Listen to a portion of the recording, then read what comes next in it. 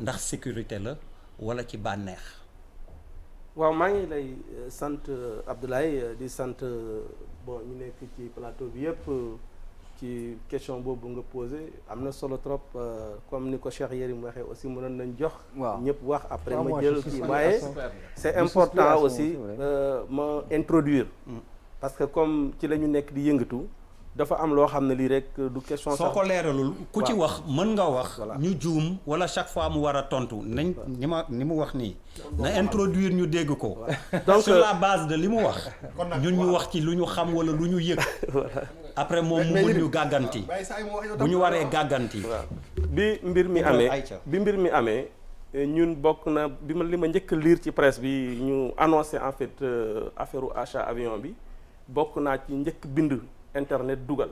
parce que dañu nekk ci secteur aviation yàlla def nag suñu temps yëpp ci lañ ko def su dekkee ne que état du Sénégal dafa am avion boo xam ne bi am na plus de 20 ans mooy Pointe Sarène bi parce que dafa daw lu ma 10 ans en France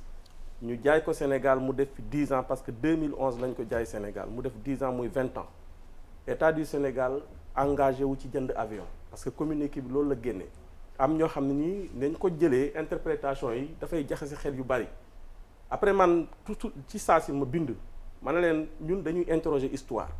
te loolu dafa am solo trop parce que en 2002 Abdoulaye Wade bi muy door a ñëw dafa fekk fii benn Boeing 727 boo xam ne bi ñu ngi ko jëndoon en 1976 Boeing boobu boo xoolee en les années 2000 presque âge bi avion bi am presque la waroon am Abdoulaye Wade réformé avion boobu man rénové ko def ci lu mat 20 milliards ñu defaraat ko ne nañ changé nañu avion bi ba mu bees en 2002 en 2007 5 ans lañ ci teg avion bi départ fii ak gouvernement du Sénégal ak le chef de l'État di voyager bi ñu demee ba en fait les îles Majorque fële ci Méditerranée Palma de Majorque waaw bi mu demee Méditerranée presque à peu près à 11 kilomètres ci altitude moom la ñuy wax 35 000 pieds avion bi am problème am vitre bu toj mu am benn chute libre boo xam ne bi yàlla moo ci jàpp mais loolu musiba boo xam ne bi kenn xamul lu ñu koy nettalee ay marocains ñoo mujj ñëw foofu assister le gouvernement sénégalais pour mën leen jàppale ci avion pour ñu continuer voyager loolu dafa am lu muy wane avion bii nii presque ak Boeing 727 boobu seen âge sorewul su fekkee ne que tey état dafa toog mu ne damay jënd avion bu bees man ci wàllu sécurité rek laa ci mën a wax am na ñu ne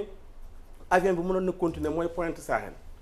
d'abord pour l'image en fait du Sénégal c'est vrai que Abdoulaye Wade jënd na avion bi en 2011 mais man à l'époque bokkoon naa ci ñu dakru woon sax jënd ko parce que état du Sénégal mënuma comprendre ñu ne gouvernement du Sénégal war na mën a utiliser avion de deuxième main bu ñu dawal fukki at ak nangam ci beneen pays ñu ne ñu dañ koy jënd continuer di ko jox suñu chef de l'État mu ci voyage loolu benn la beneen affaire bi am na ci ñoo xam dañu naan avion bi mënoon na continuer parce que dañuy mesurer en fait état wu avion ci nombre de cycle mooy atterrissage ak décollage yu muy def ñu ne minimum il faut mu am 100 000 cycles par exemple mais loolu mooy le minimum waaye waru fa egg par exemple dañu naan avion de ligne yi bu amee par exemple 50 000 c'est le maximum yeneen yi 70 000 mais boo xoolee loolu ma ne leen loolu benn paramètre la paramètre bi dul varier mooy âge bi parce que bulletin de naissance la ay at la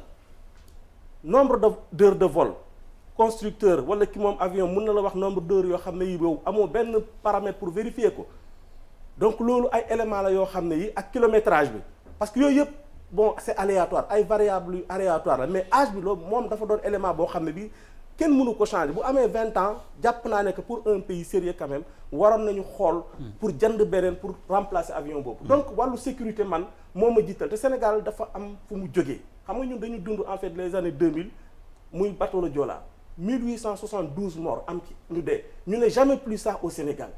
ñu am benn avion boo xam ne ci condition yooyu lañ ko utiliser suñu gouvernement dugg ci ak suñu chef de l'État mu am accident boo xam ne bi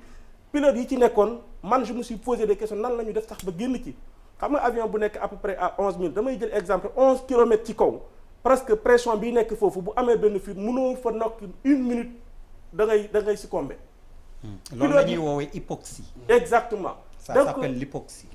loolu bu fekkee pilote yi réussir nañu ba wax ci avion bi ñun ñu génn ci schéma bu mel noonu beneen avion am âge bu mel noonu état du Sénégal yóbbu ko en révision avion bi dellusiwul état ne damay commander avion étaler ko je pense que sur 3 ans loolu man wàllu sécurité rek laa ci gis maintenant bu coow li jógee il faut que nit ñi aussi ñu delloo si xel yi parce que loolu mën nañ ci dugg après ci débat yi parce que dafa am ñoo xam ne dañu ne